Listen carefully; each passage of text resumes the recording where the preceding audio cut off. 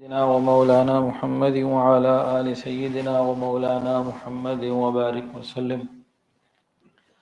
اللهم صل على سيدنا ومولانا محمد وعلى آل سيدنا ومولانا محمد وبارك وسلم.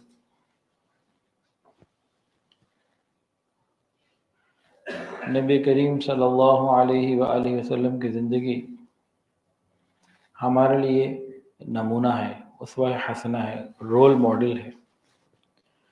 نبی علیہ السلام کی زندگی میں اور تمام انبیاء کرام کی زندگی میں ایک نظم، ایک ضبط، ایک مینجمنٹ ہوتی تھی. انبیاء کرام کے واقعات کو دیکھیں تو اس میں بھی نظر آتی ہے. اور چونکہ ہمارے پاس نبی کریم صلی اللہ علیہ وآلہ وسلم کی زندگی کے ہر گوشے کے متعلق پوری تفصیلات موجود ہیں، ایک ایک حرف محفوظ ہے، ایک ایک عمل محفوظ ہے، ایک ایک ادا آپ کی محفوظ ہے. ابھی ہم لوگ عمرے کے سفر پہ تھے تو ایک روٹ پر ہم گئے درب الانبیاء، جہاں سے انبیاء گزرا کرتے تھے. تو ایک مقام ایسا تھا، وہاں جانے کا موقع ملا. اس مقام کی تاریخ کیا ہے کہ نبی علیہ السلام جب حدیبیہ کے موقع پہ احرام باندھ کر مدینہ سے مکہ جا رہے تھے تو راستے میں وہاں آپ نے دونوں ہاتھوں کو یہ کھولا، بازوؤں کو، اور احرام آپ نے پہنی ہوئی تھی، وہ چادر کندھے سے نیچے اتری، ہوا آ رہی تھی، آپ نے اس ہوا سے لطف اٹھایا. اس ہوا سے چلنے والی ٹھنڈی ہوا سے آپ لطف اندوز ہوئے. اس کو محفوظ کیا گیا، یہاں تک کہ ادائیں محفوظ ہیں. تو نبی علیہ السلام کی زندگی میں بہت کچھ ملتا ہے مینجمنٹ کے حوالے سے. جس رخ سے آپ دیکھیں، چند دن پہلے میں ایک جگہ بیٹھا ہوا تھا تو مجھے ایک صاحب ملے تو فرمانے لگے کہ وہ کسی یونیورسٹی میں مینجمنٹ سائنسز پڑھاتے ہیں. تو میں نے پوچھا کہ حضرت موسیٰ علیہ السلام کی، حضرت یوسف علیہ السلام کی، نبی کریم صلی اللہ علیہ وآلہ وسلم کی مینجمنٹ سے بھی کوئی آپ کو ہے علم، کوئی تعارف ہے، کوئی معلومات ہیں؟ کہتے نہیں، میں تو ایک لاہور کی بڑی یونیورسٹی کا نام لیا، وہاں وہ جا کے پڑھاتے ہیں اور اس کے اچھے خاصے پیسے لیتے ہوں گے یقیناً، بہت بڑا نام ہے لاہور کے یونیورسٹیز میں. کہتے نہیں، ہمیں تو نہیں پتہ. پھر میں نے چند ان کو باتیں جب بتائیں تو کہنے لگے باتیں تو آپ کی ٹھیک ہیں لیکن نہ ہم نے یہ پڑھا نہ پڑھاتے. تو کہنے لگے کہ ہم وہی پڑھاتے ہیں جو باہر سے آتا ہے وہ پڑھا دیتے ہیں. تو وہی پھر مزاج بن گیا ہمارا. نبی کریم صلی اللہ علیہ وآلہ وسلم کی زندگی میں سے چند مثالیں بھی پیش ہیں. تو آج ہم نے جو ہمارا عنوان ہے زندگی کو منظم کرنے کے حوالے سے، ہم ارادہ کریں. کیا ارادہ کریں؟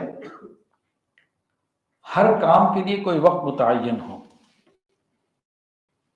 یہ نہیں کہ ہر کام ہر وقت ہو رہا ہے، ہر کام کے لیے کوئی وقت متعین ہو اور ہر وقت کسی کام کے لیے ہو. ہر کام کے لیے کوئی وقت طے ہم کریں اور ہر وقت میں کوئی کام بھی ہو، تاکہ ہماری 24 گھنٹے کی جو زندگی ہے یہ بڑی بیلنس ہو جائے. اور دوسری جو چیز ہے آج کی وہ یہ ہے کہ ہم نے کوئی بھی کام کرنا ہو، اس کام کو شروع کرنے سے پہلے اس کے اوپر ہوم ورک، پلاننگ، اس پہ غور و فکر، اس پہ توجہ دینا، مشاورت کرنا، اس کے انجام کے بارے میں بھی سوچنا، پھر کام شروع کرنا. آج ہمارے معاشرے میں کے طبقات بن گئے. مسلمانوں میں ایک طبقہ تو وہ ہے جو کہتا ہے بس کام کرنا ہے، چلو بسم اللہ الرحمن الرحیم، چلو بس کرو، اللہ کے توکل پہ کام شروع کرو. کوئی پلاننگ نہیں، کوئی ورکنگ نہیں، کچھ بھی نہیں. اور کس بنیاد پہ؟ اللہ پہ توکل کی بنیاد پہ. یہ لوگ اپنی کوتاہیوں کو، اپنی غلطیوں کو، اپنی غفلتوں کو توکل کے پردے میں چھپاتے ہیں، توکل کا غلط استعمال کرتے ہیں. کچھ لوگ تو ایسے ہیں. اور کچھ لوگ کیسے ہیں؟ وہ مینجمنٹ، پلاننگ، ہوم ورکنگ اور ان مشاورت پہ اتنی جو ہے نا وہ محنت کر لیتے ہیں، وہ اللہ ہی کو بھول جاتے ہیں. کہتے ہیں ہم نے تو سیدھا فارمولا ہے، اس میں تو 2 + 2 4 کتنا اس میں ہونا ہے، وہ اللہ تعالیٰ کو بھول جاتے ہیں. یہ دونوں غلطی پر ہیں، دونوں غلطی پر ہیں. جو اللہ تعالیٰ کو بالکل بھول جاتے ہیں وہ زیادہ غلطی پر ہیں، اور جو اللہ تعالیٰ کو یاد رکھتے ہیں اور ورکنگ پوری نہیں کرتے یہ غفلت پر ہیں۔ یہ غلطی یہ بھی ہے۔ ہونا کیا چاہیے؟ طریقہ کیا، اصول کیا ہے؟ وہ سمپل سا ہے، ہمیں جو کام کرنا ہے اس کے اوپر پوری پلاننگ، ورکنگ، انجام کے بارے میں سوچ کر پھر اس کام کو شروع کرنا ہے، نتیجہ اللہ پہ چھوڑ دینا، یہ توکل۔ نتیجہ اللہ پہ چھوڑ دینا ہے، نتیجہ ہمارے اختیار میں نہیں ہے۔ جو چیز ہمارے اختیار میں ہے تو اس کے لیے ہم فکر مند ہوں، اس کو پورا حق ادا کریں، گھر نہ بیٹھے رہیں، ڈنڈیاں نہ ماریں۔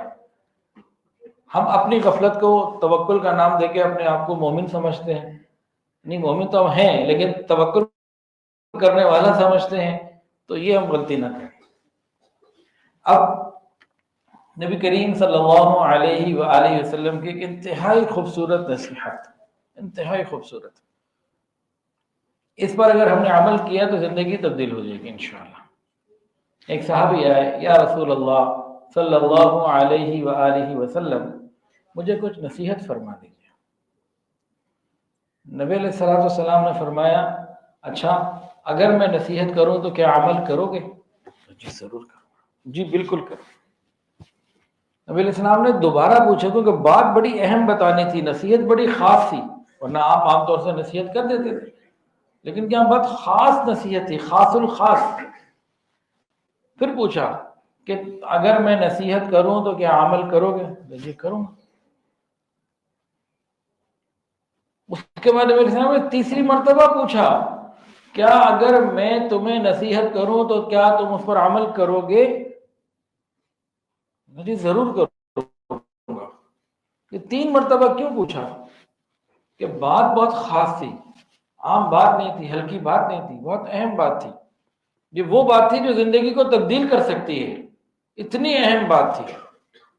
کیا پوچھا، کیا نصیحت کی؟ فرمایا کہ میرے صحابی، میرے امتی بیٹھے، میرے صحابی، میرے امتی، جب تم کسی کام کے کرنے کا ارادہ کر لو تو اس کے بارے میں مکمل غور و فکر، تدبر، مشاورت اور انجام کے بارے میں سوچ کر پھر شروع کرنا۔ مفہوم عرض کر، کیا نصیحت فرمائی؟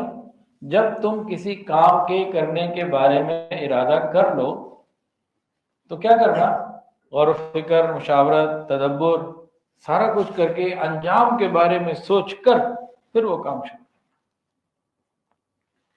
آج ہماری زندگی میں یہ عمل نہیں ہے، بہت کم ہے، پلاننگ نہیں ہے ہمارے یہاں مسلمانوں میں، اس کو لانے کی ضرورت ہے۔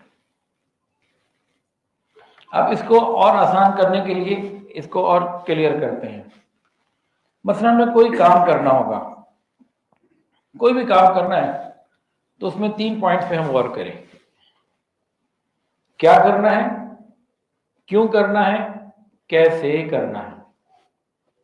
کیا کرنا ہے، کیوں کرنا ہے، کیسے کرنا ہے، یہ 3 باتیں سوچنی ہوں گی۔ مثال کے طور پر مسجد بنانی ہے، کاروبار کرنا ہے، ملازمت کرنی ہے، مدرسہ بنانا ہے، کوئی بھی کام ہمیں کرنا ہے تو یہ ہو گیا کیا کرنا ہے، اس میں اس طرح کی بات آ گئی، کیا کرنا ہے چیز آ گئی۔ کیوں کرنا ہے، اور اس کی وجوہات ہم غور کریں، لکھ لیں۔ بھئی مسجد بنانی ہے تو اس لیے بنانی ہے تاکہ لوگوں کو نماز پڑھنے کی آسانی ملے اور وہاں پہ ہم دین کی محنت کر سکیں۔ کاروبار کرنا ہے، کس لیے کرنا ہے کہ بھئی رزق حلال کمایا جا سکے، لوگوں کی مدد کی جا سکے، سوال سے بچا جا سکے، مسلمان مضبوط ہوں، اور وغیرہ وغیرہ۔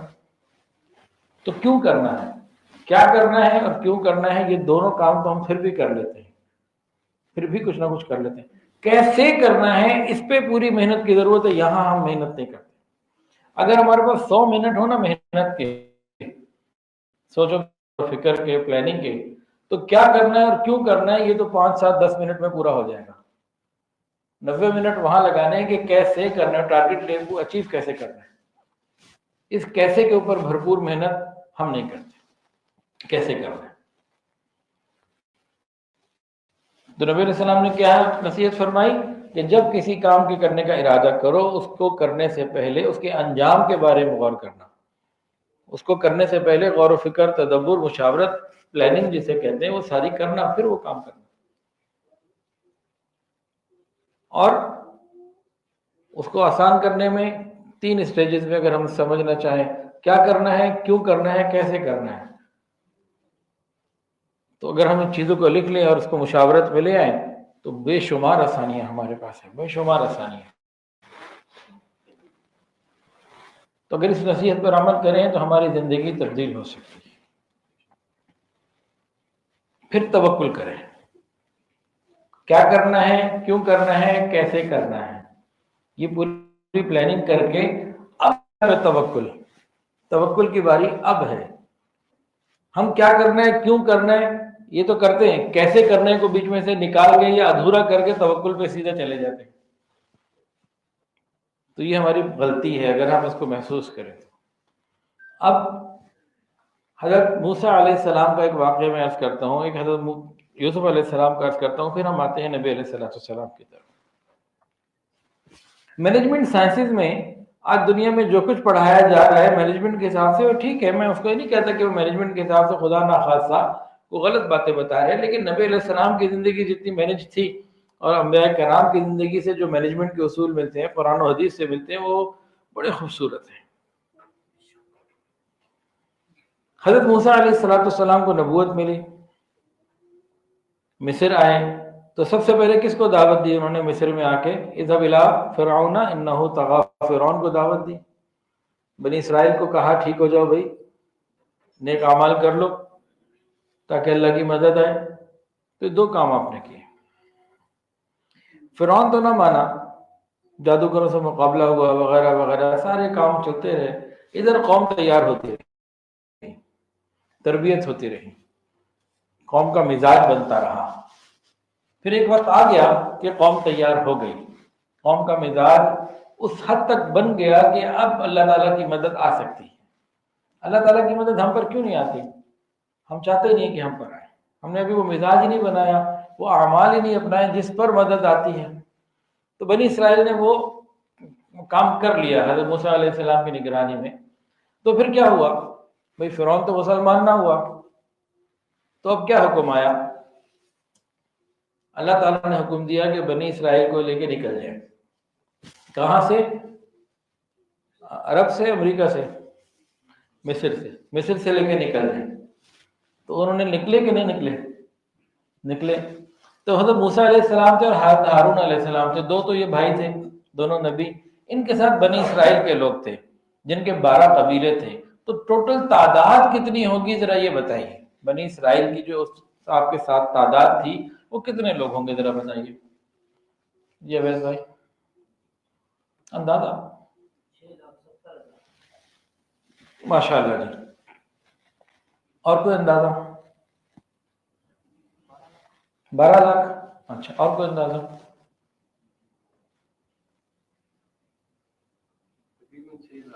تقریباً 6 لاکھ۔ اور کوئی اندازہ؟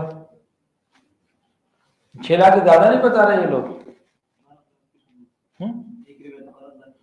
12 لاکھ کی بھی ہے، کوئی سینکڑوں اور ہزاروں کی نہیں ہے؟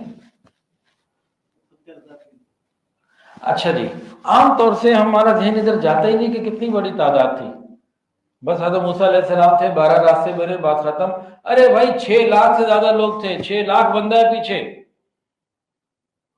اور مینجمنٹ کی انتہا غور کیجئے، نہ ان کے پاس واٹس ایپ ہے، نہ ان کے پاس انٹرنیٹ ہے، نہ ان کے پاس کوئی اور اس قسم کی کمیونیکیشن ڈیوائسز موجود ہیں۔ 6 لاکھ بندہ فرعون کی نظر سے، اس کی پولیس کی نظر سے، آرمی کی نظر سے، اپنے پڑوسیوں کی نظر سے، پوری قبطی قوم کی نظر سے ایک ہی وقت میں چھپ کے باہر نکلا شہر سے۔ کیا یہ مینجمنٹ نہیں؟ بتائیے۔ آج اگر ہم نے 10,000 لوگوں نے نکلنا ہو، لاہور سے صرف رائیونڈ جانا ہو، اور شرط یہ ہو کہ نہ ہمارے پڑوسی کو پتہ لگے نہ کسی کو پتہ لگے، تو ہم اتنی ایڈوانس زمانے کے اندر اتنی ٹیکنالوجی کے ساتھ بھی شاید یہ کام نہ کر سکیں۔ وہ 6 لاکھ بندہ راتوں رات نکلا ہے۔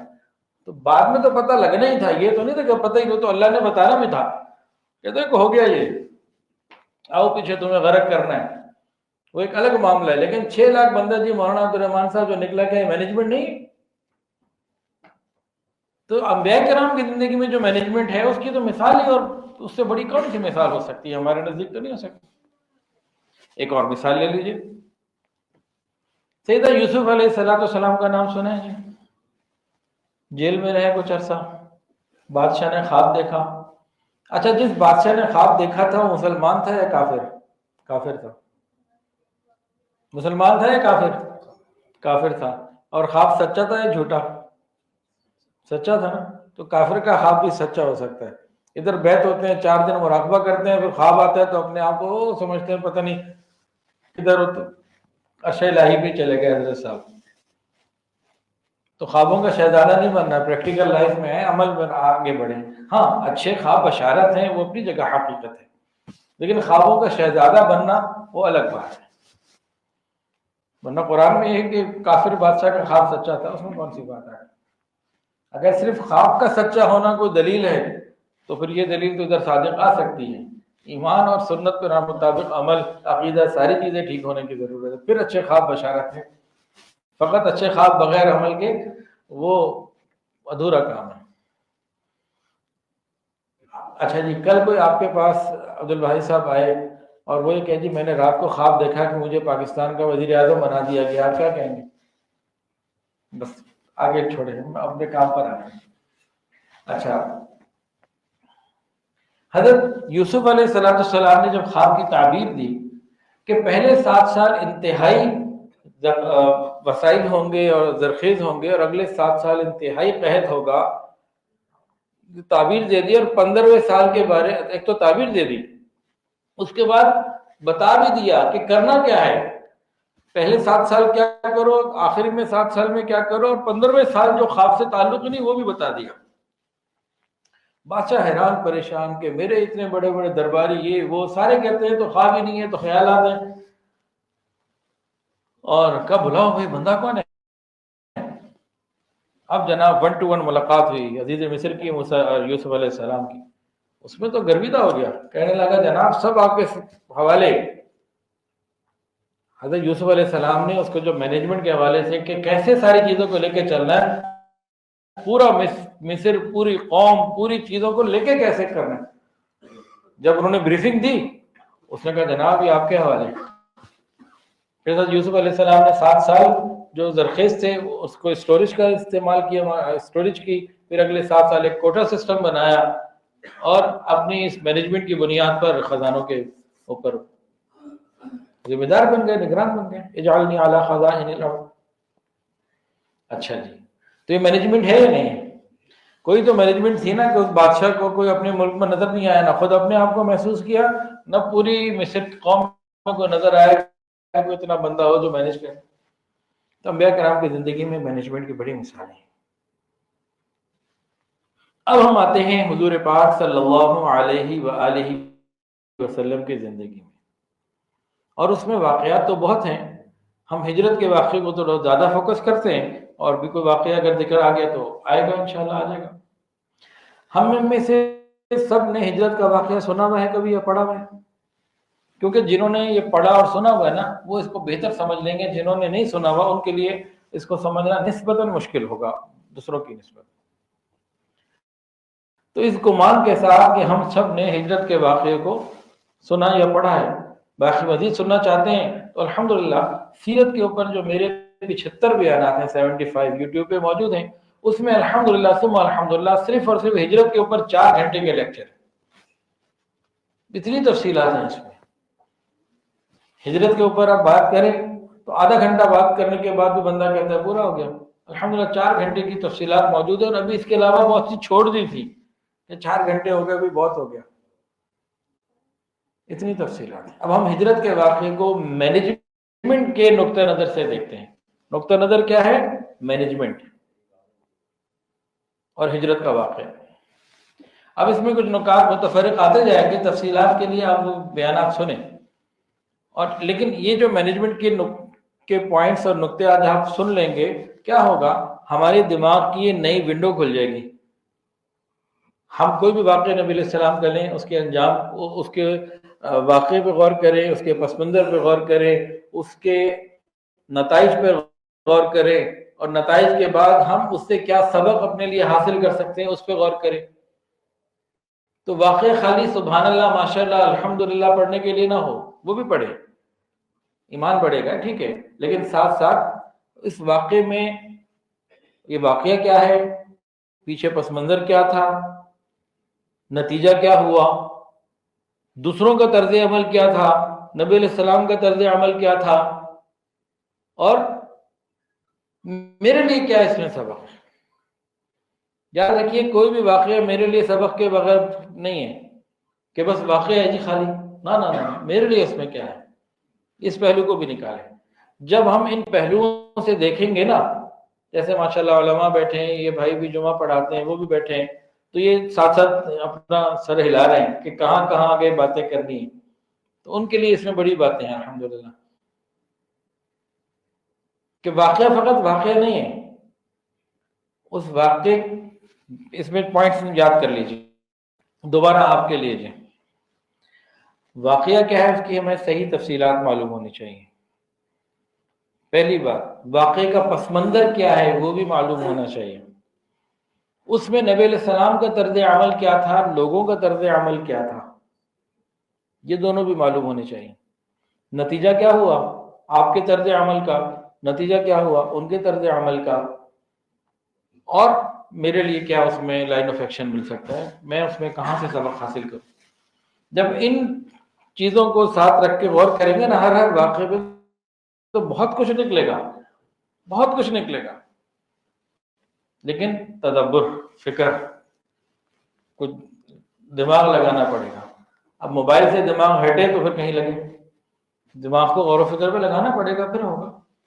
اب ہم ہجرت کے واقعے کو مینجمنٹ کے نقطہ نظر سے ذرا دیکھیں.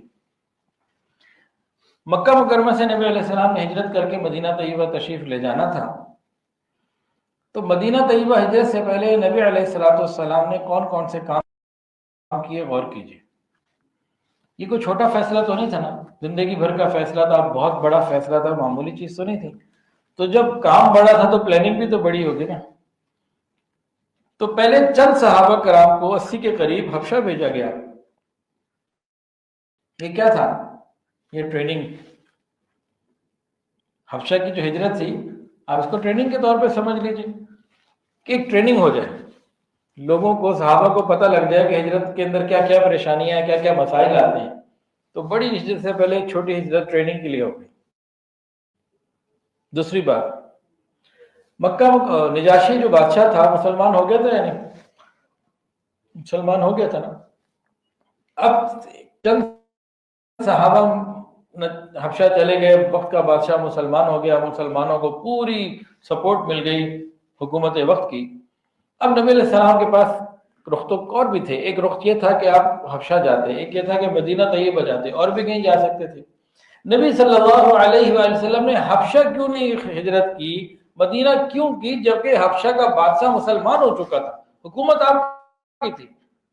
یہ سوال بن سکتا ہے کہ نہیں؟ تو کوئی جواب دے سکتا ہے اس کا؟ بھائی جب بادشاہ مسلمان ہو گیا تو بات ہی ختم ہو گئی، پھر کیوں مدینہ گئے جہاں کا بادشاہ مسلمان نہیں تھا؟ ادھر چلے جاتے. 80 لوگ پہلے بھی چلے گئے تھے، نبی علیہ السلام بھی مکے ساروں کو کہتے چلو مدینے چلو، مدینہ نہیں جانا حبشہ چلو. کیا گناہ تھا؟ کہیں تو کرنی تھی نا. جواب میں بتا دوں یا آپ بتا رہے ہیں؟ میں بتا دوں؟ اچھا جیسے کہتے ہیں. عام نظر یہ کہتی ہے کہ بادشاہ اگر مسلمان ہو گیا ہے تو سارا ملک ہی ہو گیا، پھر کیا مسئلہ ہے؟ نہ بادشاہ تو ایک ہے نا، بادشاہوں کا مزاج کا کوئی پتہ نہیں ہوتا. اب اس کا جواب یہ ہے کہ بھئی وہ تو صحابی تھے، وہ کیسے بدل سکتے تھے؟ چلو مان لیا، بالکل ٹھیک بات ہے، لیکن بادشاہ کی موت بھی تو آ سکتی ہے، بادشاہ کے خلاف بغاوت بھی تو ہو سکتی ہے. تو ایک ہی آدمی ہے نا. ادھر بادشاہ تو مسلمان نہیں تھے لیکن عوام مسلمان تھی. تو سبق کیا ملا؟ تبدیلی اوپر سے نہیں آنی، نیچے سے اٹھنی ہے. ہم میں سے ہر ایک، جس سے مرضی پوچھ لو، آن لائن بھی جو بیٹھے سن یا دیکھ رہے ہوں گے، کہ بھئی ہم میں ہاتھ اٹھوا نہیں رہا. اگر یہ اٹھوایا جائے ہاتھ پاکستان میں کہیں بھی کسی بھی مجمع میں، کہ ہم میں سے بتاؤ کون کون یہ چاہتا ہے کہ پاکستان ریاست مدینہ بنے؟ سارے ہاتھ اٹھا لیں گے. پھر ان سے پوچھو جناب آپ یہ تو چاہتے ہیں کہ پاکستان ریاست مدینہ بنے، آپ کا اپنا وہ گھر جس میں آپ کی اپنی حکومت بھی ہے، جس میں آپ کی بات چلتی بھی ہے، 5 مرلے 10 مرلے 1 کنال 2 کنال 4 کنال 5 ایکڑ کا گھر آپ کا پاکستان سے تو چھوٹا ہی ہے نا، کیا آپ نے اس کو ریاست مدینہ بنا دیا؟ آپ اگر اس کو ریاست مدینہ نہیں بنا سک رہے تو بھول جائیے کہ پاکستان ریاست مدینہ بنے گا. یہ جھوٹے دعوے ہیں، سیاسی نعرے ہیں، ایسے نہیں بنتا. ہم میں سے ہر شخص اپنے گھر کو ریاست مدینہ کا نمونہ بنا لے، بن جائے گا. جب تک یہ نہیں ہوگا نہیں بنے گا. تو بادشاہ کی وجہ سے نیچے اسلام نہیں پھیلنا، نیچے سے اوپر آنا ہے. اچھا اب کہاں جانا تھا جی ہجرت کے لیے؟ کہاں تشریف لے گئے تھے؟ مدینہ طیبہ. تو مدینہ طیبہ ڈائریکٹ ہی چلے گئے تھے، چلو بھائی چلو ہجرت کرنے مدینہ چلو؟ نہیں جناب، اوس اور خزرج کے لوگ 3 سال مسلسل مینا میں آ کے ملتے رہے. آپ نے پہلے سال سے ہجرت کی کوئی بات نہیں کی، معاملہ بات چیت ہوئی، ہجرت کی نہیں کی، دوسری باتیں ہوئی. دوسرے سال آئے اور زیادہ آئے، ہجرت کی کوئی بات نہیں کی. تیسرے سال اور زیادہ آئے، تیسرے سال آپ نے ہجرت کی بات کی. وجہ بھئی نئے لوگ ہیں، اتنا بڑا فیصلہ، تو ان کی بھی کچھ ذہن سازی ہو، ان کو سمجھا جائے، بھائی انہیں سمجھو، وہ ہمیں سمجھیں، پھر کوئی بات ہو. تیسرے سال میں جا کر عہد و پیمان ہوئے ہجرت کے، اور وہ 2 طرفہ. اس کی اپنی بڑی، اس کے اندر بڑے نکات ہیں، بہت کچھ سمجھنے کے لیے. وہ سننا چاہیں تو اسکرپٹ لنکس لے کے سن لیں. تو اچانک نہیں چلے گئے چلو بھی چلو مدینہ چلو، نہیں، پوری اس کی ذہن سازی کی گئی. ادھر صحابہ کرام کو حبشہ کی ٹریننگ دلوا دی گئی ہجرت کی، وہ ایک ذہن سازی ہو گئی. ادھر کیا کیا؟ اپنے جانے سے پہلے، صحابہ کے جانے سے پہلے ایک اور کام کیا نبی علیہ السلام نے. نبی علیہ السلام نے حضرت مصعب بن عمیر رضی اللہ تعالیٰ عنہ کو مدینے بھیجا. ابھی آپ خود نہیں تشریف لے گئے، صحابہ کو نہیں بھیجا، ابھی ان کو بھیجا، جاؤ، نمائندہ بھیجا. انہوں نے جا کے وہاں دین کی محنت کی، لوگوں کو قرآن اور حدیث اور دین سکھایا، اور وہاں سے بھیجا جناب بالکل حالات بہتر ہیں، آ جائیں. حالات کی رپورٹ دی، اچھے ہیں، سازگار ہیں، سب متمنی ہیں. پھر نبی علیہ السلام نے ساری پلاننگ کے حساب سے باتیں. اچھا اگر کوئی بات آپ سمجھ رہے ہیں کہ میں صحیح نہیں بتا رہا تو مجھے آپ بتائیں کہ یار یہ چیز آپ بتا رہے ہیں خلاف واقع ہے. تو یہ سارے مینجمنٹ کے پوائنٹس ہیں، ساری چیزوں کو بنایا، دیکھا. اچھا اب لے جی فائنلی ہجرت مدینہ کا فیصلہ ہو گیا. تو آقا صلی اللہ علیہ وآلہ وسلم نے صحابہ کرام کو فرمایا کہ چلو ایک ایک 2 کر کے خاموشی سے پہنچو مدینے، اور بعد میں آپ تشریف لے گئے. ایسے ہی ہوا تھا نا، پہلے صحابہ کرام کو بھیجا، بعد میں خود. یہ بھی مینجمنٹ ہے. نبی علیہ السلام اگر چاہتے تو یہ کر سکتے تھے کہ نہیں، پہلے آپ خود چلے جاتے، سب سے پہلے پیچھے والے آتے رہتے. ہو سکتا تھا کہ نہیں؟ ہو سکتا تھا. کیوں نہیں ہوا؟ اس لیے نہیں ہوا کہ اگر نبی علیہ السلام شروع میں ہی چلے جاتے، کافروں کا اصل ٹارگٹ تو آپ ہے، صحابہ سے جو دشمنی تو آپ کی وجہ سے ہے. صحابہ تو اصل ٹارگٹ نہیں تھے. انہوں نے دیکھا اصل بندہ تو موجود ہے نا، اور ایک ایک 2 کر کے صحابی نکلتے رہے. انہوں نے کوشش پوری کی روکنے کی، تکلیفیں پہنچائیں، لیکن چلو اصل بندہ موجود. اور صحابہ کرام ایک ایک 2 کر کے نکلتے گئے. یہ ایک لیڈر کی، ایک قائد کی بھی بات ہوتی ہے. اگر آپ خود پہلے تشریف لے جاتے تو کیا ہوتا؟ تو باقیوں کے لیے ہجرت کرنا بہت زیادہ مشکل ہو جاتا. تو یہ بھی ایک پوائنٹ ہے. مینجمنٹ میں بہت ساری چیزیں دیکھنی پڑتی ہیں. اس کے علاوہ غور کیجئے، جس رات کو آقا نامدار حضرت محمد مصطفیٰ احمد مجتبی سرکار دو عالم صلی اللہ علیہ وآلہ وسلم نے ہجرت کا سفر کرنا تھا، وہاں کیا کیا انتظامات کیے، تدبر ہوا، غور ہوا، فکر، مشاورت، سب کچھ ہوا، پھر گئے. ہو سکتا تھا نا کبھی رات آئے گی، میں یوں اللہ کی مدد مانگوں گا، مٹی پھینکوں گا اور ان کے آنکھوں میں پڑے گی، چلا جاؤں گا. یا اللہ سے کہوں گا یا اللہ براق بھیج دے، نکلوں گا کہ اللہ کی مدد آئی جائے گی۔ جب اللہ کے حکم سے جا رہا ہوں، اللہ کے لیے نکلوں گا تو اللہ کی مدد کیوں نہیں آئے گی؟ آئے گی۔ ایسی تو نہیں سوچی آپ نے کوئی بات، آپ کا عمل کیا تھا؟ توجہ کے ساتھ مینجمنٹ کے نقطہ نظر سے سمجھیے گا۔ نبی کریم صلی اللہ علیہ وآلہ وسلم نے جس رات جانا تھا، اس رات دوپہر کو صدیق اکبر کے گھر میں گئے رضی اللہ تعالیٰ، کہا تخلیہ کرو، کہا نہیں کوئی مسئلہ نہیں ہے، اپنے ہی ہیں، بات کیجئے۔ فرمایا کہ ہجرت کرنی ہے، کہ جی غلام حاضر، بالکل آپ چلیں ہمارے ساتھ۔ اور حضرت ابوبکر نے کہا میں نے 2 اٹھنیاں تیار کی ہوئی ہے، بالکل ٹھیک ہے، میں اس کی پیمنٹ دوں گا اپنے والی کی، اور ساری چیزیں طے ہو رہی ہیں۔ اب کیا طے ہو رہا ہے؟ ہجرت کی پلاننگ ہو رہی ہے، جو رات کو نکلنا ہے، ابھی دن ہے۔ جو سے بات یہ ہے، صدیق اکبر رضی اللہ عنہ فرمایا، عرض کیا کہ میں آپ کے ساتھ چلوں گا۔ نبی علیہ السلام نے فرمایا کہ ہاں، میں وہاں سے نکل کے تمہارے پاس آؤں گا، پھر ہم دونوں ساتھ چلیں گے۔ تم نے میرے گھر نہیں آنا، میں نے تمہارے گھر آنا ہے، پھر یہاں سے چلیں گے۔ مکہ مکرمہ ہے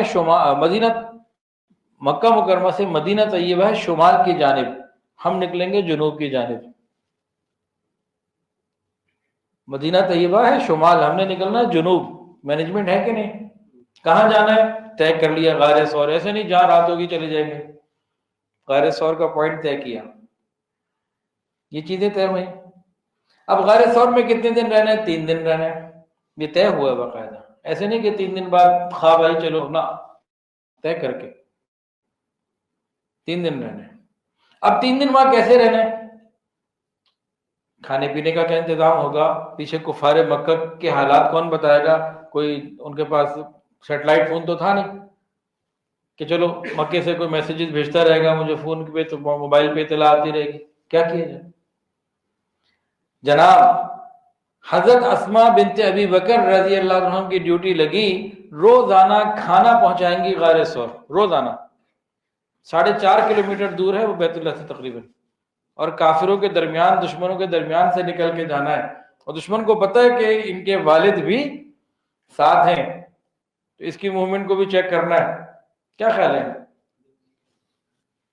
تو بی بی اسماء کی ذمہ داری کیا لگی؟ تم نے 3 دن کھانا پہنچانا ہے غار ثور میں ہم دونوں کا۔ عامر بن فہیرہ یہ کون ہے؟ کس کے غلام؟ حضرت ابوبکر صدیق رضی اللہ عنہ کے غلام ہیں۔ ان کی ڈیوٹی لگی روزانہ بکریاں چراتے ہوئے آنا، یہ پیچھے جو آئیں گے لوگ ان کی پاؤں کی نشانات کو بھی مٹانا تمہارا کام، اور وہاں تازہ بکری کا دودھ پلانا تمہارا کام۔ مینجمنٹ ہے کہ نہیں؟ ایک اور صاحب تھے عبد الرحمن بن ابی بکر رضی اللہ عنہ، صدیق کے بیٹے رضی اللہ عنہ، ان کی کیا ڈیوٹی لگی؟ اہل مکہ کی ساری خبریں لے کے پورے شہر میں کیا ہو رہا ہے، روزانہ رات کو اس ٹائم پہ آ کے ہمیں غار ثور میں اطلاعات پہنچانا مکہ میں کیا ہو رہا ہے۔ ایسا توکل نہیں تھا کہ جو ہو رہا ہے ہوتا رہے، اللہ ہمارے ساتھ ہے، ہمیں کیا کرنا ہے دنیا میں کیا ہو رہا ہے، نہیں، اطلاعات لیتے رہے، پوچھتے رہے دنیا میں کیا ہو رہا ہے، معلومات لیتے رہے۔ اب غار ثور میں آپ 3 دن رہے، تینوں دن گھر کا کھانا آتا رہا، تینوں دن بکری کا دودھ آتا رہا، تینوں دن ابوبکر کے بیٹے اطلاعات لاتے رہے۔ یہاں ایک اور نقطہ مینجمنٹ سے بہت ہٹ کے ہے، لیکن ہے بڑا پیارا، دل کر رہا ہے میں عرض کر دیتا ہوں۔ مینجمنٹ سے اس کا تعلق نہیں ہے، وہ ایک اور ہی چیز ہے۔ اس غار میں کوئی لوگ تھے، ایک صدیق اکبر رضی اللہ عنہ، ابوبکر صدیق رضی اللہ عنہ۔ صدیق اکبر بار بار پریشان ہو رہے تھے کہ کہیں کوئی خطرہ نہ پیش آ جائے۔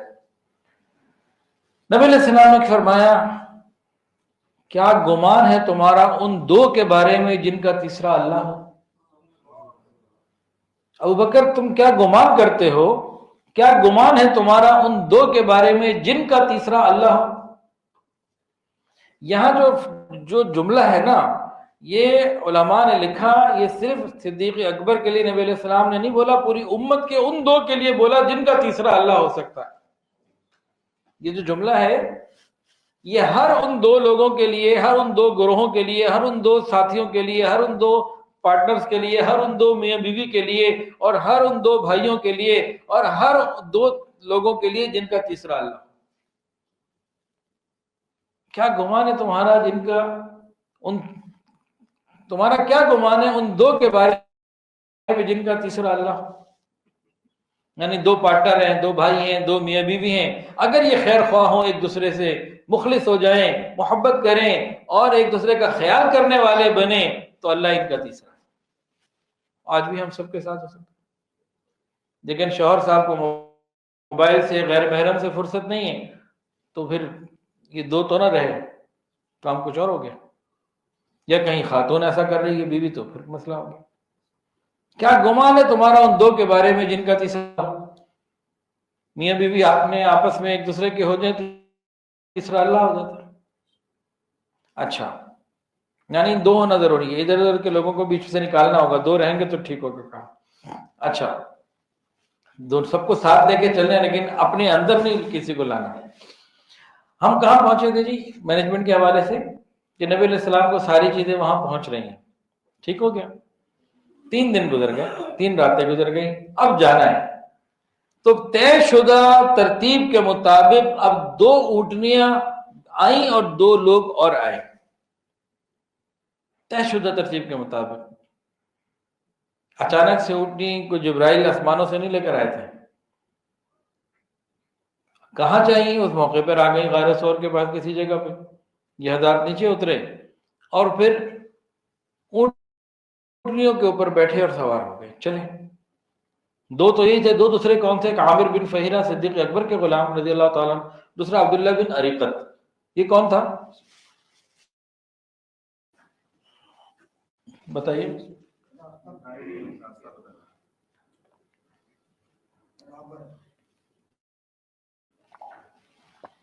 رہبر تھا، راستہ بتانے والا، مسلمان یا غیر مسلم؟ ہاں جی، غیر مسلم تھا۔ جب سب سے پہلے میں نے گوگل میپ استعمال کیا نا، تو وہ موقع تھا لکی مربت میں جنازہ پڑھنے جانا تھا حضرت مفتی احمد اللہ جان صاحب رحمۃ اللہ علیہ کا۔ تو اس سے پہلے میں نے گوگل میپ یوز نہیں کیا تھا، مجھے کسی نے واٹس ایپ کیا، ان کا جی یہ لگائیں، پھر لیفٹ رائٹ یہ بولے گا، پھر آپ چلتے جائیں۔ تو پہلی دفعہ جب استعمال کیا تو حیران بھی ہوا کہ یار یہ کیسی عجیب، اور ایک ہوا کہ ہمارے ملک کے سڑکوں کا نام ہمیں نہیں پتا، ان کو پتا۔ تو خیر استعمال کر کے پہنچے تو پھر خیر ناجائز سوچتا رہا، پھر کئی دن بعد خیال آیا نبی علیہ السلام نے بھی عبداللہ بن اریقت غیر مسلم کو رہبر کے طور پر لیا تھا، تو اس زمانے کا گوگل پھر وہی تھا، انہوں نے کہا چلو یہ جائز تو ہے۔ اور گوگل کو ہم تصوف میں کیا کہیں گے؟ ماشاءاللہ کئی صوفی حضرات بیٹھے ہیں، تو گوگل کو تصوف میں کیا کہیں گے؟ تصوف میں اس کا کوئی نام رکھنا اور روحانی نام گوگل کا تو کیا ہو سکتا ہے؟ پیر طریقت، پیر طریقت ہے نا، طریق آپ بھی سعودی عرب جائے نا، طریق عبد الملک، طریق فلاں، طریق فلاں، طریق راستے کو کہتے ہیں، روڈ مال روڈ، تو طریق مال طریق جو بھی، تو پیر طریقت بنے گا، راستہ بتانے والا۔ اب یہ 4 لوگ چلے، یہ چاروں لوگ، پھر درمیان کے بہت سارے واقعات ہیں، تو یہ ساری مینجمنٹ کی باتیں ہیں۔ نبی علیہ السلام مدینہ پہلے پہنچے کہ قبا پہلے پہنچے؟ قبا پہنچے تو ہر بندہ تیار ہے کہ میرے یہاں رہے۔ اب نبی علیہ السلام کسی کو چوز کر لیتے ہیں، بھائی میں آپ کیا ٹھہرتا ہوں، تو دوسرا کہتا ہے بھائی مجھے کیوں نہیں کیا۔ بڑا مشکل مرحلہ ہوتا ہے جب سینکڑوں بندے ہوں، جناب حاضر، دل و جان سے حاضر، سارے ہی مخلص، ایک سے بڑھ کر ایک، اب کسی ایک کو چننا ایک مرحلہ ہے نا۔ تو نبی علیہ السلام نے کیا اونٹنی کو چھوڑ دیا، جدھر اللہ بٹھا دے، یہ بھی مینجمنٹ۔ اللہ نے کہاں بٹھایا؟ کلثوم بن حضم رضی اللہ عنہ، نبی علیہ السلام نے وہاں قیام کیا۔ اب نبی علیہ السلام آئے ہیں تو وزٹرز جو ملنے والے ہیں، لائن لگ گئی، پہلی دفعہ آئے۔ نبی علیہ السلام نے اتنا ہجوم دیکھا تو فرمایا کہ بھائی تمہارے یہاں رات کا اسٹے، دن کا سعد بن خیثمہ رضی اللہ، دن کو وہاں ملوں گا لوگوں سے، دل و جان سے میں حاضر، اب دن بھی رات بھی جو آتے آئے۔ نبی علیہ السلام نے فرمایا نہیں، لوڈ مینجمنٹ بھی رہنی چاہیے۔ 2 فائدے، ایک تو ایک کی جگہ 2 ہوں گے جن کو سعادت ملے گی، اور دوسرا کچھ لوڈ ادھر کچھ لوڈ ادھر، یہ بھی مینجمنٹ ہے۔ اب نبی علیہ السلام جب پہنچے ہیں مدینہ مکہ سے قبا، تو چند لوگ ہیں، 2-4 لوگ ہیں، 2 لوگ ہیں، لیکن جب آپ قبا سے مدینہ جا رہے ہیں تو جناب چاروں طرف بندے ہی بندے، اور اصحاب مدینہ جو تھے، انصار مدینہ، وہ اپنی اپنی زرہیں پہن کے، جنگی لباس خود پہن کے، تلواریں نیزے سب سجا کے پورے زبردست طریقے سے آپ کو مدینہ لے کے گئے، ایسے نہیں کہ خاموشی سے، وہ تو پھر زبردست ایک آپ کے ساتھ سلسلہ تھا، اب یوں گئے۔ راستے میں وہ آ گئے قبیلہ بنو سالم یا سلمہ، بنو سالم ہے شاید کہ سلمہ، کہ اللہ کے نبی آپ نے 14 دن وہاں گزارے، تھوڑی دیر ذرا ہمارے پاس بھی ذرا، جیسے کہتے ہیں نا دعا کے لیے رک جائیں، چلیں زیادہ نہیں رکنا تو کچھ تھوڑی دیر برکت کے لیے۔ نبی علیہ السلام وہاں رکیں، ادھر جمعے کا دن تھا، نماز جمعہ کا وقت ہوا، نماز جمعہ فرض ہوئی، آپ نے نماز جمعہ پہلی بات آ کہ آج میں مسجد جمعہ بنی، وہ تو مدینہ کے راستے میں تھی اس زمانے میں۔ یہ بھی مینجمنٹ ہے بھائی، ادھر آئے ہیں، ان لوگوں سے کام ہے، ان کو آگے بڑھانا ہے تو ان کا دل بھی تو رکھنا ہے۔ پھر آگے مدینہ پہنچے، مدینہ پہنچ کے ہر چاہے بندہ کہ میرے یہاں ٹھہرے، ادھر پھر آپ نے اٹھنی چھوڑ دی جدھر اللہ چاہے، پھر وہ اٹھنی کہاں بیٹھی؟ حضرت ابو ایوب انصاری رضی اللہ عنہ، یہ والی تو ساروں کو یاد ہے، کلثوم بھی نظم والی کسی کسی کو یاد ہے، اٹھنی 2 دفعہ ایسا ہوا، قبا میں الگ ہوا، مدینہ طیبہ میں الگ ہوا۔ پھر نبی علیہ السلام نے وہاں پہ آنے کے بعد مسجد بنائی، مسلمانوں کو سبق دیا کہ مسلمانوں کی آبادی، قبا میں بھی پہلے مسجد بنائی، مدینہ طیبہ میں پہلے مسجد بنائی، کہ مسلمانوں کا مرکز مسجد ہے۔ پھر نبی علیہ السلام نے اپنے گھر والوں کو مدینہ مکہ سے بلوایا، اپنے گھر بنوائے، پھر صحابہ کے اندر بھائی چارہ کروائے، یہ بھی سب مینجمنٹ ہے۔ پھر جو قریش یہودیوں کے 3 قبیلے تھے اور جو لوگ تھے، ان سے باقاعدہ امن کے معاہدے ہوئے، پھر آپ اس سرکل کو ایسا ایسا بڑھاتے چلے گئے، اور آگے آنے والے کئی سالوں میں آپ نے بہت بڑے ایریا تک امن معاہدے کر لیے تھے۔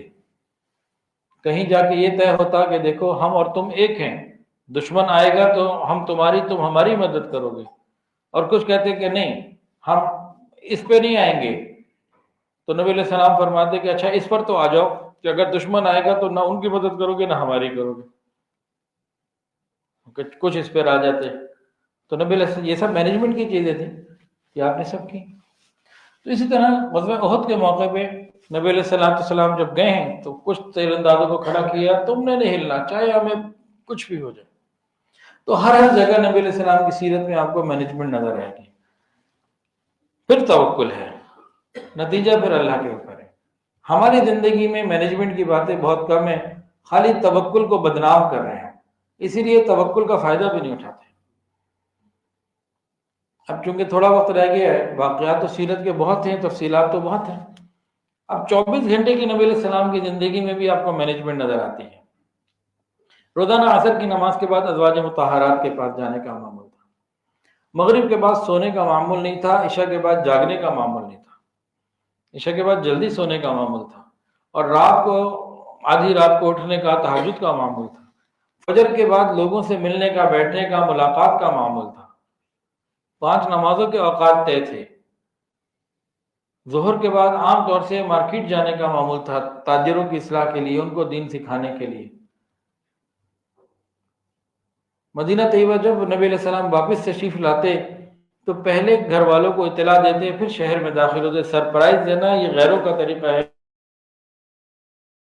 کہ میں اچانک پہنچوں گا، اچانک خوشی ہوگی، نہ، یہ بالکل شریعت میں اس کو منع فرمایا گیا، پسند نہیں کیا گیا کہ انسان جب گھر آ رہا ہے تو گھر والوں کو پہلے سے پتہ ہو، تاکہ وہ اس حساب سے اپنی گھر کی، بچوں کی چیزوں کی تیاری کر کے رکھے۔ اچانک سے آنا تو یہ سرپرائز دینا یہ غیروں کا طریقہ ہے، یہ مینجمنٹ کے خلاف ہے، نبی کا طریقہ یہ نہیں ہے۔ تو ہر چیز کا وقت ہوتا تھا، ترتیب ہوتی تھی۔ نبی علیہ السلام کتنی مرتبہ مدینہ طیبہ سے باہر تشریف لے گئے، 2800 یا 2700 غزوات میں تشریف لے گئے، حج کے لیے تشریف لے گئے، عمرے کے لیے تشریف لے گئے، کتنی مرتبہ آپ امن کے لیے تشریف لے گئے، بہت ساری جگہ آپ تشریف لے گئے مدینہ طیبہ 10 سالوں میں۔ کبھی کسی کو پیچھے مدینہ کا آپ امیر بناتے، کبھی کسی کو، کبھی کسی کو، کبھی کسی کو. ایسا نہیں ہوا کہ ایک ہی صحابی کو 10 سال آپ نے یہ بھی میرا نائب ہے، کبھی کوئی، کبھی کوئی، کبھی کوئی، کبھی کوئی. پھر آپ نے بے شمار لشکر ادھر بھیجے ادھر بھیجے. 2800 غزوات تھے، 27 80 کے قریب سرایا ہیں. تو آپ نے یہ نہیں کیا کہ ایک ہی بندے کو چن لیا، دو کو نہیں، کبھی یہ، کبھی یہ، کبھی یہ، کبھی یہ. پہلے ایک سرایہ بھیجا، اس میں ایک صحابی امیر ہے، اگلے سرائے میں کوئی اور امیر ہے، وہ نیچے مامور ہے. ایک تو ایسا بھیجا جس میں ابوبکر صدیق رضی اللہ تعالیٰ عنہ اور حضرت عمر رضی اللہ عنہ دونوں مامور تھے. ایک نوجوان صحابی عمر بن عاص اس کے امیر تھے. بڑا عجیب واقعہ ہے، مزیدار بھی ہے، دلچسپ بھی ہے. اس کو تھوڑا سا مختصر کر کے سناتا ہوں، پھر مینجمنٹ کی ایک دو باتیں کر کے وقت پورا ہو جائے گا انشاءاللہ. پھر مراقبہ اور دعا، پھر نماز انشاءاللہ پڑھ لیں گے.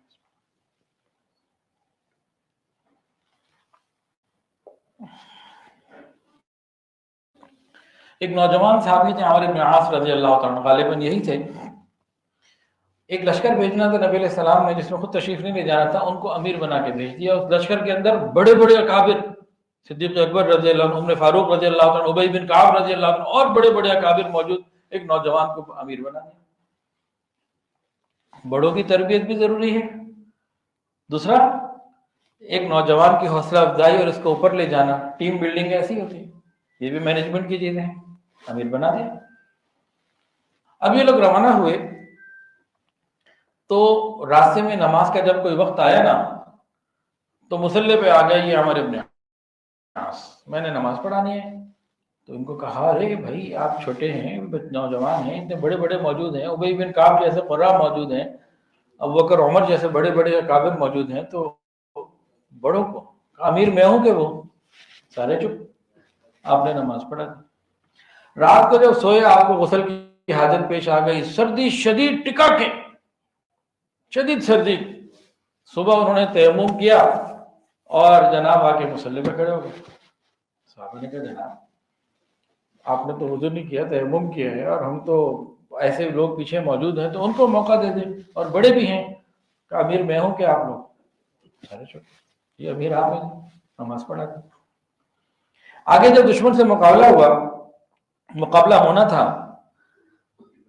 ہاں، تیسرا پوائنٹ کیا کہ رات کو شدید بڑی سردی تھی، تو لوگوں نے کہا کہ ہمیں، جب یہ اور آگے گئے نا، آگے چلے تو دشمن کے بالکل قریب پہنچ چکے تھے ایک جگہ پہ، تو رات کو ادھر انتہائی شدید سردی تھی.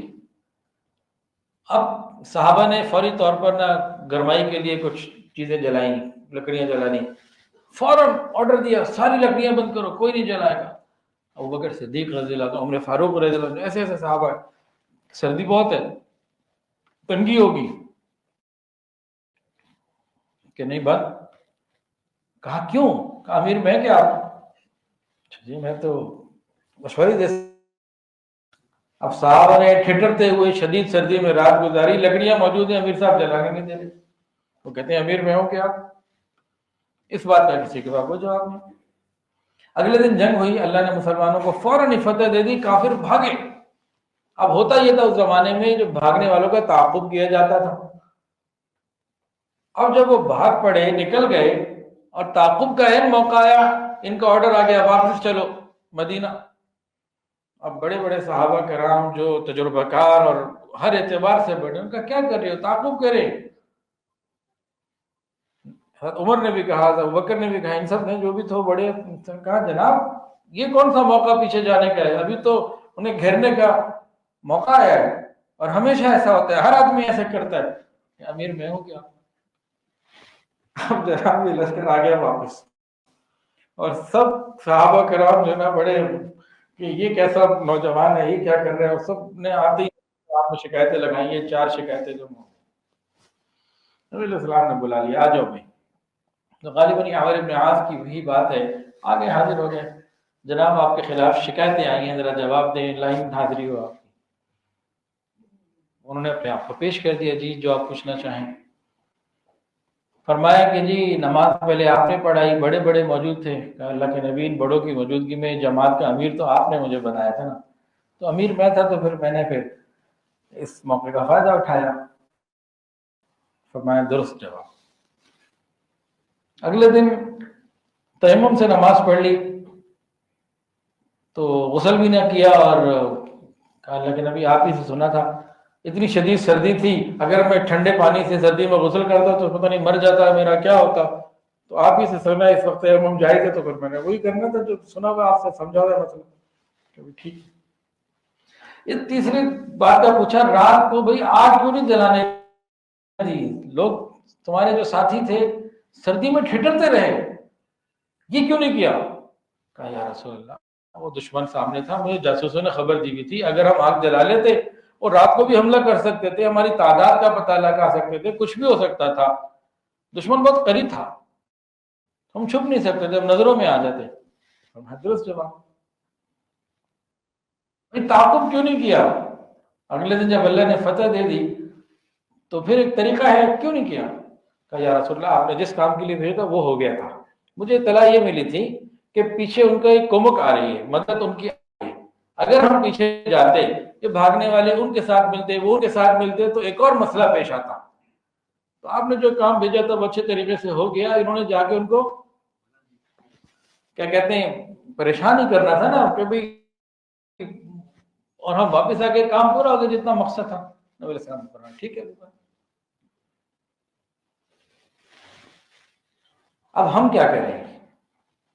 ہم اپنی زندگی کا نظام الاوقات بنائیں، ٹائم ٹیبل بنائیں، ہر چیز کا ایک وقت ہونا چاہیے، ہر کام کا ایک وقت ہونا چاہیے، اور ہر وقت کوئی کام ہونا چاہیے، ہر کام کے لیے کوئی وقت ہونا چاہیے، اور ہر وقت کے اوپر ہر وقت کا کوئی کام ہونا چاہیے، چیزوں کو منظم کر کے بھائی اتنے بجے۔ اب الحمدللہ میں اپنے گھر میں اسی گھر میں رہتا ہوں، مہمان آتے ہیں، کتنی دفعہ ایسا ہو چکا ہے، میرے والد صاحب کئی دفعہ ان کو مناسب بھی نہیں لگتا کہ یار یہ کیا کر رہا ہے، چند دن پہلے بھی آئے ہوئے تھے سسرال والوں سے ڈرنا پڑتا نا، وہ بھی آئے ہوئے تھے، تو میں نے ان کو کہا جناب آپ لوگوں نے گاڑیوں پہ جانا ہے، میں نے پیدل جانا ہے، برابر والے کمرے میں، میرا کمرہ تو سامنے ہے نا، میں تو پیدل ہی جاؤں گا کمرے میں، آپ گاڑیوں پہ آئے ہوئے، آپ گاڑیوں پہ جائیں گے، پیدل جانے والے کو اجازت دیں، آپ بیٹھیں جتنی دیر بیٹھیں۔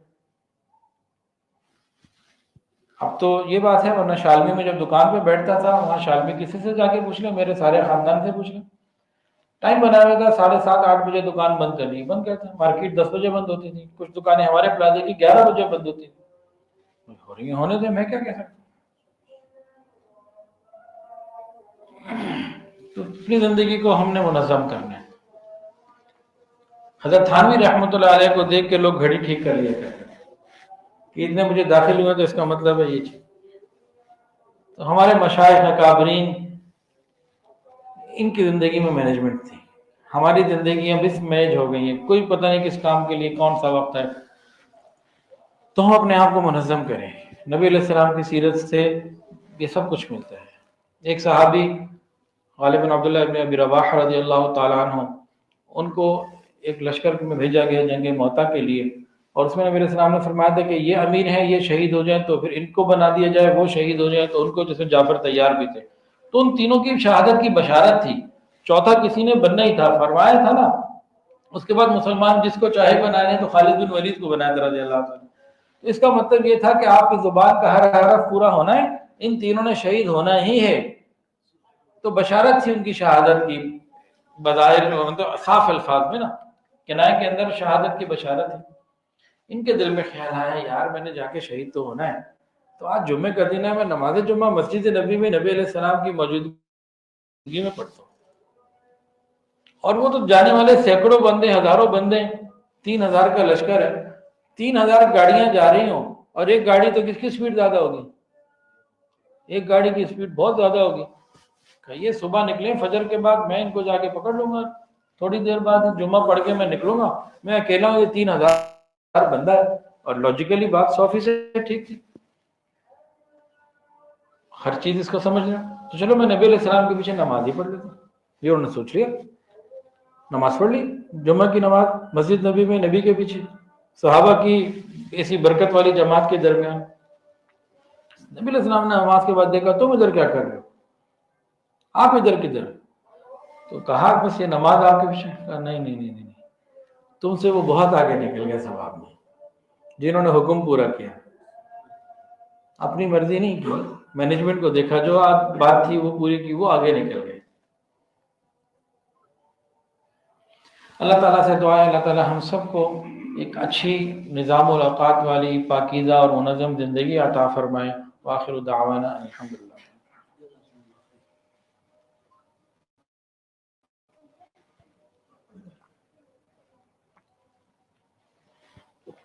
توبہ کے کلمات سے پہلے دو اعلانات ہیں۔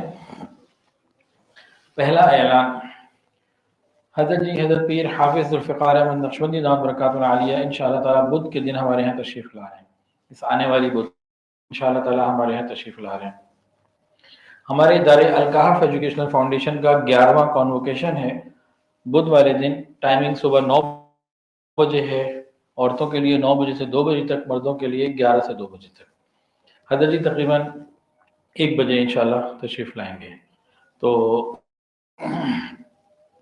انشاءاللہ تعالیٰ کبھی جلدی بھی آ جاتے ہیں تو ورنہ عام طور سے 1 بجے کا وقت ہوتا ہے۔ جب حضرت تشریف لاتے ہیں تو پھر ہم ساری ایکٹیویٹیز ختم کر کے بس پھر فوراً حضرت جی کا بیان، حضرت کی صحت کی وجہ سے اور حضرت کی سہولت کی وجہ سے ایسا کرتے ہیں۔ کہاں پر ہو رہا ہے؟ جہاں پہلے ہوتے ہیں le grand chalet hall, main road پہ جو ہے 14A1 ٹاؤن شپ لاہور، لی گرینڈ شیلے۔ بدھ کا دن ہے اور تاریخ ہے 4 دسمبر، ورکنگ ڈے ہے، ورکنگ ٹائم ہے، ورکنگ ڈے، ورکنگ ٹائم۔ اب شیطان سے پڑے گا میچ، ضروریات سے پڑے گا میچ، تقاضوں سے پڑے گا میچ۔ اب دیکھتے ہیں کہ ہم جیتتے ہیں یا تقاضے جیتتے ہیں، یہ دیکھنا پڑے گا۔ بدھ کو پتہ لگ جائے گا۔ امید دیکھ لیا میں نے کون کون ہے ماشاءاللہ۔ بدھ والے دن جو نظر آ گئے اس کا مطلب ہے وہ جیت گئے، جو نظر نہیں آئے اس کا مطلب ہے ان کے تقاضے ان پہ حاوی ہو گئے۔ حضرت اپنی اس وقت چند دن پہلے حضرت کا ایک ہاسپٹل میں بھی چند دن رہے، دل کا معاملہ بھی ہے، اتنی بیماری اور اتنی کمزوری کے حالت میں بھی تشریف لائیں گے اور ہم نہ آئیں۔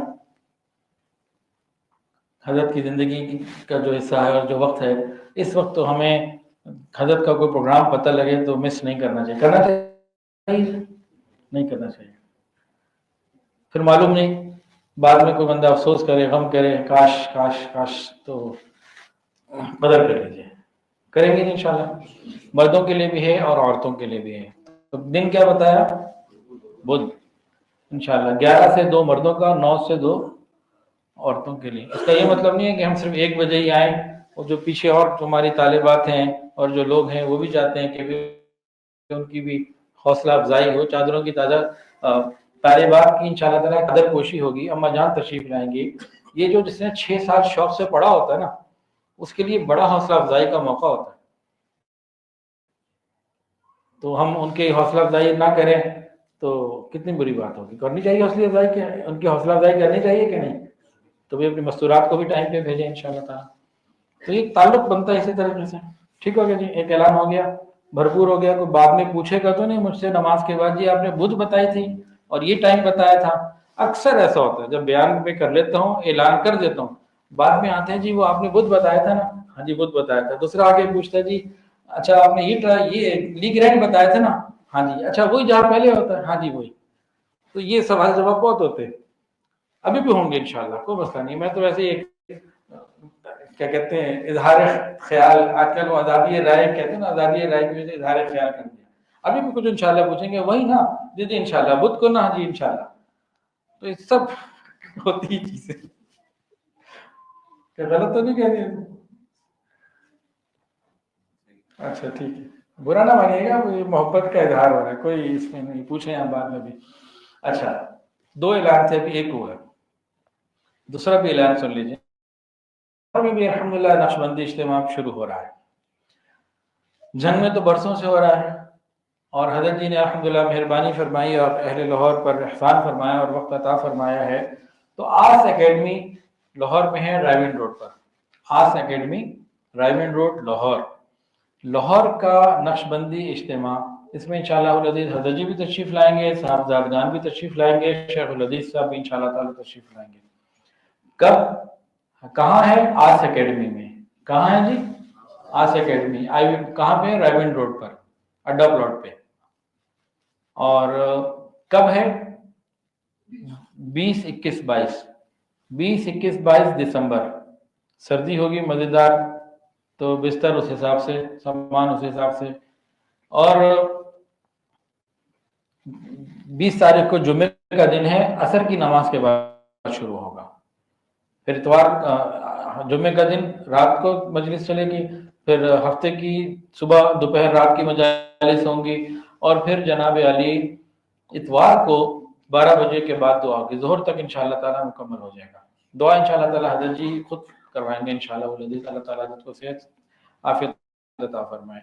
تو لاہور کا نقشبندی اجتماع آس اکیڈمی 20، 21، 22 دسمبر جمعہ ہفتہ اتوار، جمعے والے دن عصر کے بعد شروع ہوگا اور اتوار کو ظہر پہ مکمل ہو جائے گا. تو بہت سارے احباب جو جنگ گئے وہ بھی چلیں، نام لکھوائیں، اسی ترتیب کے طریقے سے انشاءاللہ ترتیب بنائیں گے. اور جو جنگ کسی وجہ سے نہیں جا سکے تو یہ تو لاہور ہے تو اس کی نسبت آسان ہے، تو وہ بھی نام لکھوائیں اور انشاءاللہ تعالیٰ کریں گے.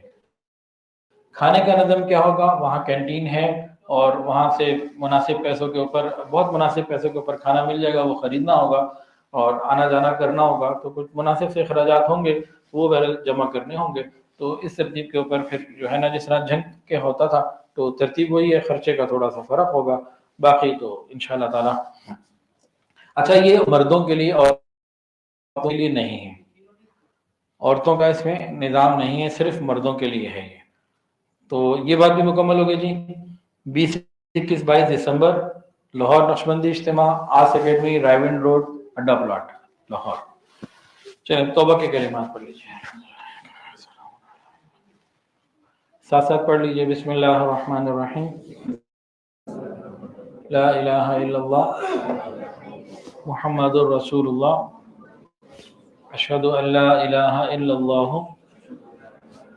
واشہد ان محمدا عبدہ ورسولہ، استغفر اللہ ربی من کل ذنب واتوب الیہ، استغفر اللہ ربی من کل ذنب واتوب الیہ، استغفر اللہ ربی من کل ذنب واتوب الیہ برحمتک یا ارحم الراحمین.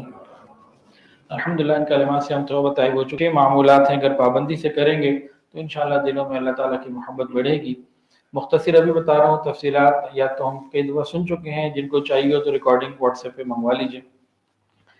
درود شریف اور استغفار 100 مرتبہ صبح شام، تلاوت قرآن مجید روزانہ 1 سپارہ، آدھا سپارہ، وقوف قلبی، مراقبہ اور رابطہ شیخ.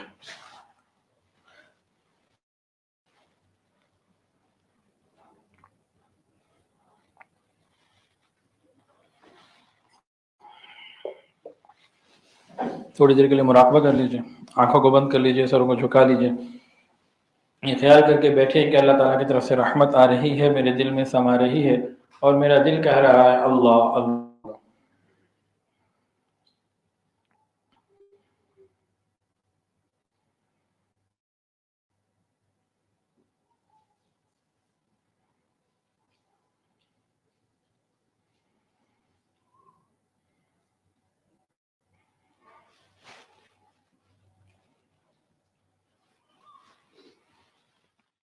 دلوں کو اپنی یاد سے آباد فرما، رب کریم سینوں کو اپنی محبت سے لبریز فرما، خطاؤں سے درگزر فرما، عیبوں کی پردہ پوشی فرما.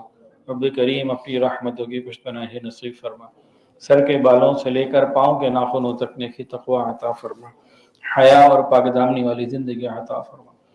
رب تنہائیوں کو پاکیزہ فرما، ہماری مجالس کو پاکیزہ فرما، ہماری راتوں کو، ہماری باتوں کو، ہماری سوچ کو پاکیزہ فرما. یا اللہ ہمارے آنے والے ہر وقت کو پہلے سے بہتر فرما. یا اللہ ہم سب کو نبی کریم صلی اللہ علیہ وآلہ وسلم کی سچی محبت اور کامل اتباع کی توفیق عطا فرما. یا الہ العالمین، جو صاحب آنکھوں کی ٹھنڈک بنا، متقیوں کا امام بنا. یا اللہ اولاد کے مستقبل کو روشن فرما. جو اپنی اولادوں کی شادیاں کر چکے ہیں، گھروں میں اولادوں کو خوشگوار ازدواجی زندگیاں نصیب فرما. یا اللہ ہماری تمام قبول فرما، ہم سب کو رزق حلال، آسان، فراخ اور بابرکت عطا فرما، حرام اور مشتبہ سے محفوظ فرما۔ یا اللہ بہت سارے لوگوں نے دعاؤں کے لیے کہا اور جو کہنا چاہتے تھے نہیں کہہ پائے، اور وہ لوگ جن کا حق ہے کہ ہم ان کے لیے دعائیں کرتے رہا کریں، رب کریم سب کے لیے خیر کے فیصلے فرما دیجیے۔ یا اللہ ہماری دعاؤں کو قبول فرما لیجیے۔ یا الہ العالمین غزہ کے مسلمانوں کی مدد فرما، فلسطین کی مدد فرما، بیت المقدس کی حفاظت فرما۔ یا اللہ ہمارے ملک پاکستان کی حفاظت فرما، سیاسی اور معاشی استحکام عطا فرما۔ یا الہ العالمین ہماری دعاؤں کو قبول فرما۔